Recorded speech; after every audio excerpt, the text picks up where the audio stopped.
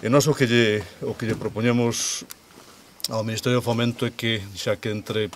Ponferrada e Ourense son 150 km de autovía, e estes son 4, pois perfectamente se poden licitar o resto dos tramos, e, mentras tanto, pois, terminar de buscar estas alternativas técnicas que existen, que xa se levaron a cabo en outros ámbitos, e que, polo tanto, pois, non ten que supoñer ningún impedimento á autovía. Polo tanto, o debate a autovía ou parque, eu penso que é un debate totalmente vacío de contido, polo tanto temos que, entre todos, insisto, buscar esas alternativas. Si realmente hai interés e hai intención en facer autovía, pois, desde logo, non hai que buscar excusas, hai que simplemente poñerse a elo, e se hai retrasos por outros motivos, pois non hai que lle botar a culpa a un espacio como este que non ten ninguna culpa de estar onde está e de ter os valores que ten. A autovía entraría pola parte, unha das partes de reserva, en zonas de reserva, que é justo aí donde,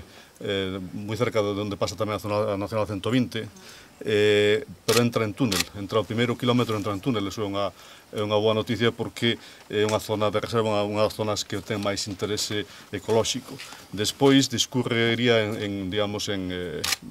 descoberta, en taludes, en algún viaducto, e o que estamos plantexando, principalmente traballando con Fomento, é en que a maior parte do trayecto discurra en falsos túneles para, insisto, evitar as discontinuidades